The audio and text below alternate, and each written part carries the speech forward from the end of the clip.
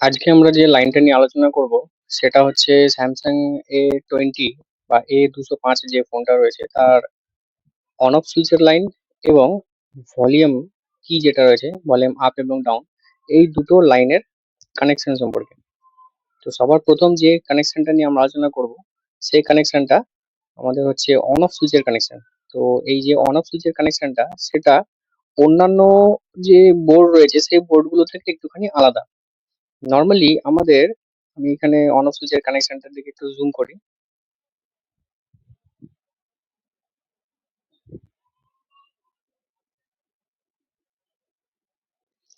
Normally এই যে দুটো পয়েন্ট রয়েছে এই দুটো পয়েন্টের একটা পজিটিভ পয়েন্ট এবং একটা নেগেটিভ পয়েন্ট হয়।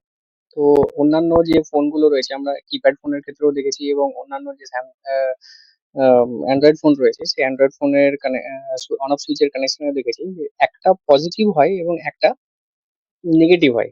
কিন্তু এর মধ্যে যে অপশনটা রয়েছে বা এর মধ্যে যে দুটো পিন রয়েছে সেই দুটো পিন হচ্ছে দুটোই হচ্ছে পজিটিভ।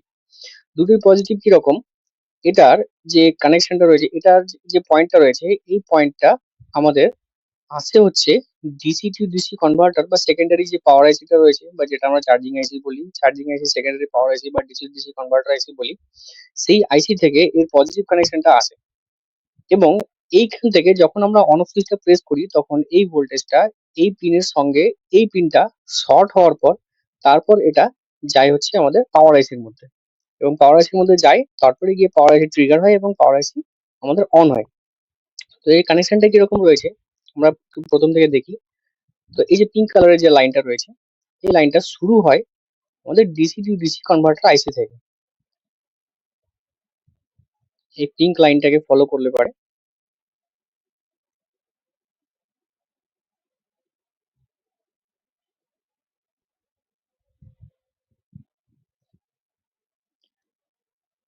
এখান থেকে এই যে পিঙ্ক যে লাইনটা রয়েছে এই লাইনটা আমাদের এখান থেকে স্টার্ট হচ্ছে। তো যখন আমরা ফোনের মধ্যে ব্যাটারি কানেক্ট করি, তো ব্যাটারি কানেক্ট করার পর এই যে পিঙ্ক কালারের লাইন এইটা হচ্ছে আমাদের ভিপিএইচ লাইন। তো এই যে ভিপিএইচ লাইনটা রয়েছে এই ভিপিএইচ লাইনটা আমাদের এখান থেকে এই কয়েল হয়ে সোজা চলে আসছে এখানে ডায়োড হয়ে, ঠিক আছে, আমাদের কানেকশনটা এখান দিয়ে আসছে হচ্ছে অন অফ সুইচের এই পিনটার মধ্যে।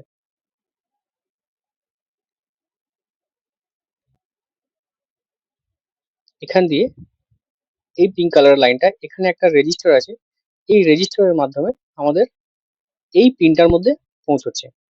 তো যখনই আমাদের অন অফ সুইচের কাজ করবে না বা অন অফ সুইচের কোনো রকম কোনো প্রবলেম আসবে তো সবার প্রথমে আমাদের এখানটায় ব্যাটারি লাগানো অবস্থাতে এখানে একটা ভোল্টেজ চেক করতে হবে। ভোল্টেজটা হতে হবে 3.7 ভোল্ট, এইখানটায় হতে হবে। এটা কিসের, এটা হচ্ছে ভিপিএইচ ভোল্টেজ। তো এই ভোল্টেজটা আমাদের এখানে আসতে হবে। এটা কিন্তু কোনো ডাইরেক্ট ব্যাটারি থেকে আসছে না, এটা ভিপিএইচ কানেকশন থেকে আসে বা ভিপিএইচ যে লাইনটা থাকে সেই লাইন থেকে আসছে।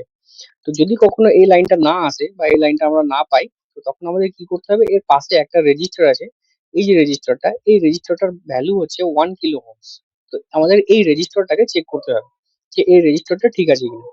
তো এই রেজিস্টারটা যদি ঠিক থাকে তাহলে আমাদের ভিপিএইচ লাইন থেকে আমাদের বিপিএইচ লাইন জেনারেট হচ্ছে কিনা সেটা খেয়াল করতে হবে। আর যদি বিপিএইচ লাইন জেনারেট হয় তাহলে বিপিএইচ থেকে আমাদের এই রেজিস্টারের মাথায় একটা জাম্পার করে দিলে পরে আমাদের এই কানেকশনটা আসবে। কিন্তু একটা জিনিস খেয়াল রাখতে হবে যে এই রেজিস্টারটা যদি কখনো খারাপ হয়ে যায় বা এই রেজিস্টারটা কখনো কেটে যায় তাহলে কিন্তু এই রেজিস্টারটাকে জাম্পার করা যায় না। এই রেজিস্টারটাকে আমাদের কি করতে হবে, এই রেজিস্টারটাকে চেঞ্জ করতে হবে।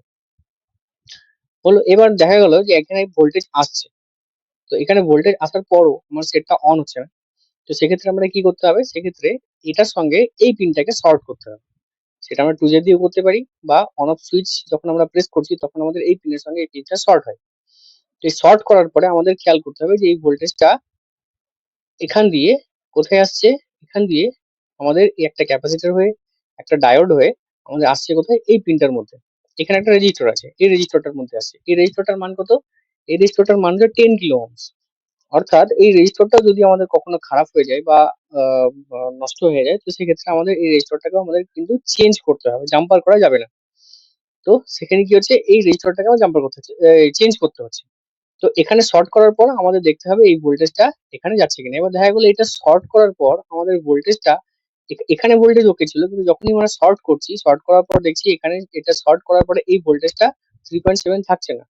সেটা 0 হয়ে যাচ্ছে বা 3.7 এর কমে যাচ্ছে, তখন আমাদের খেয়াল করতে হবে এখানে যে এই যে ডায়োড এবং এই যে ক্যাপাসিটর রয়েছে, এই ক্যাপাসিটর গুলো শর্টেজ আছে কিনা। যদি শর্টেজ থাকে তাহলে এগুলো রিমুভ করতে হবে। আর যদি এই রেজিস্টরটা খারাপ থাকে, তো সেক্ষেত্রে রেজিস্টরটাকে কিন্তু রিপ্লেস করতে হবে, চেঞ্জ করতে হবে। এটা জাম্পার করা যাবে না। এরপরে এই লাইনটা কোথায় আসছে? এরপরে এই লাইনটা আসছে সোজা পাওয়ার আইসির মধ্যে। এই যে পিঙ্ক কালারের লাইনটা, এটা সোজা চলে আসছে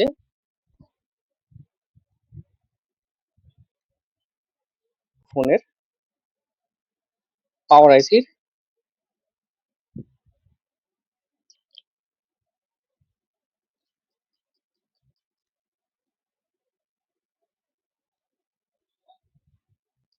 এই যে পিঙ্ক কালারের লাইনটা, এই লাইনটা চলে আসছে এই পাওয়ার আইসিতে। তাহলে এখান থেকে আমাদের, তাহলে এটার যে অন অফ সুইচের লাইনটা, সেই অন অফ সুইচের লাইনটা শুরু হচ্ছে ডিসি ডিসি কনভার্টার আইসি থেকে, মানে ডিসি ডিসি কনভার্টার বিপিএস লাইনটা। এবার সেটা আমাদের অন অফ সুইচের মাধ্যমে হয়ে একটা ক্যাপাসিটর একটা ডায়োডের মাধ্যমে এটা সোজা চলে আসছে কোথায়? পাওয়ার আইসির মধ্যে। তো যদি কখনো এটা অন অফ সুইচটার কোনো রকম কোনো প্রবলেম হয়, তাহলে এই প্রসেসেই আমাদের এটাকে কি করতে হবে? সলভ করতে হবে। এবার চলে আসি ভলিউম কিতে। ভলিউম কির কানেকশনটা কিরকম? ভলিউম কির এই জায়গাটা আমি একটু জুম করছি। ভলিউম কির কানেকশন যেটা হচ্ছে কি, এই যে তিনটে পিন, এই যে তিনটে পিন থাকছে এখানটায়, এই তিনটে পিন দিয়ে আমাদের ভলিউম কির কানেকশনটা হচ্ছে। তো এই পিনটা হচ্ছে গ্রাউন্ড পিন, যেটা নেগেটিভ। আর এখানে যে দুটো পিন আমরা দেখতে পাচ্ছি, এই দুটো হচ্ছে ভলিউমের কানেকশন। তো এই দুটোর মধ্যে একটা ভলিউম আপ এবং একটা ভলিউম ডাউন। এর মধ্যে থেকে এই যে ইয়েলো কালারের যে লাইনটা দেখতে পাচ্ছি, এই ইয়েলো কালারের যে লাইনটা রয়েছে, এই লাইনটা আমাদের ভলিউম,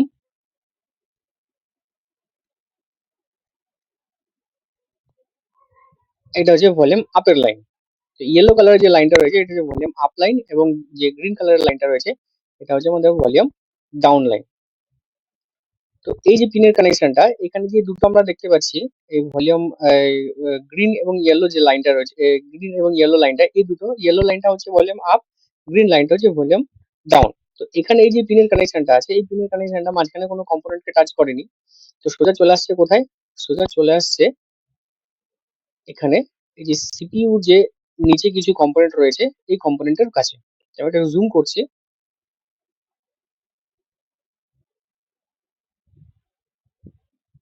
এখানে একটুখানি বোঝার আছে বিষয়টা। এই ভলিউম আপ যে লাইনটা রয়েছে, এই ভলিউম আপ যে লাইনটা, এটা লাইনটা দেখো এখানটায়, এখান থেকে সোজা চলে আসছে এখানে একটা ক্যাপাসিটরের মধ্যে। তো এখানে এই ক্যাপাসিটরটাকে আমাদের চেক করতে হয়, যদি কখনো ভলিউম আপ কাজ না করে, তো আমাদের এখানে খেয়াল করতে হবে, এখানটায় চেক করতে হবে, সেটা হচ্ছে এই ক্যাপাসিটরটা, ক্যাপাসিটর শর্টেজ আছে কিনা। অনেক সময় কি হয় যে ভলিউম আপ হয়ে থাকে, সেটা আর ভলিউম ডাউন হতে চায় না। তো যদি কোনো কারণে আমাদের এই ক্যাপাসিটরটা শর্ট হয়ে যায়, তো সেক্ষেত্রে কি আছে, কন্টিনিউ ভলিউম আপ হবে কিন্তু ভলিউম ডাউন হবে না, বা আমরা ভলিউম আপ করিনি কিন্তু কন্টিনিউ এটা ভলিউম আপ হয়ে যাবে।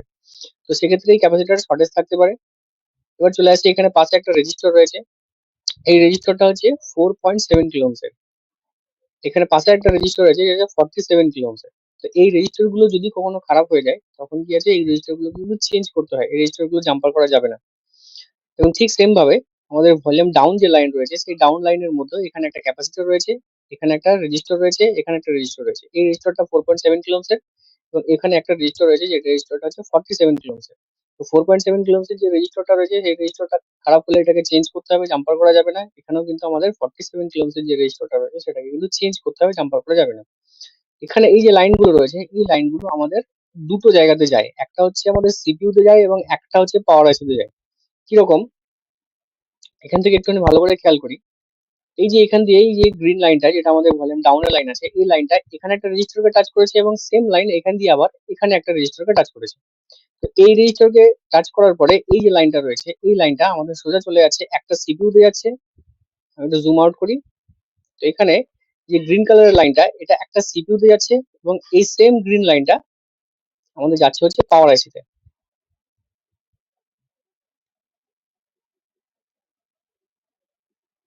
এই যে এখানে গ্রিন লাইনটা সোজা চলে গেল পাওয়ার আইসির এই পিনটাতে। কেন? তার কারণ হচ্ছে এটা যে ভলিউম ডাউন, কারণ আমাদের এই স্যামসাং মোবাইলের মধ্যে যখন আমরা ফোনটাকে অফ রাখি, তখনও কিন্তু আমাদের ভলিউম আপ এবং ভলিউম ডাউন এই দুটো পিনের মধ্যে, এই দুটো সুইচের মধ্যে আমাদের কিছু ভোল্টেজ থাকে। তার কারণ হচ্ছে ভলিউম ডাউন দিয়ে আমরা ফোনটাকে ডাউনলোড মোডে নিয়ে যাই এবং ভলিউম আপ দিয়ে আমরা ফোনটাকে রিকভারি মোডে নিয়ে যাই। এই কারণে আমাদের এই দুটো পয়েন্টের মধ্যে বা এই দুটো পিনের মধ্যে আমাদের ভোল্টেজটা পাওয়ার আইসি থেকেও আসে। যখন ফোন অফ কন্ডিশনে থাকে তখন আমাদের এই দুটো সুইচের মধ্যে ভোল্টেজটা পাওয়ার আইসি থেকে আসে, এবং যখন ফোনটা অন কন্ডিশনে থাকে তখন এটা কি হয়, অ্যাজ এ সুইচ কাজ করে, তখন আমাদের এটার ভোল্টেজটা সিপিইউ থেকে আসে। এই জন্য আমাদের এখানে দুটো লাইনই, আমাদের দুটো লাইন সিপিইউ তে গেছে এবং সেম দুটো লাইন আমাদের পাওয়ার আইসি তে গেছে।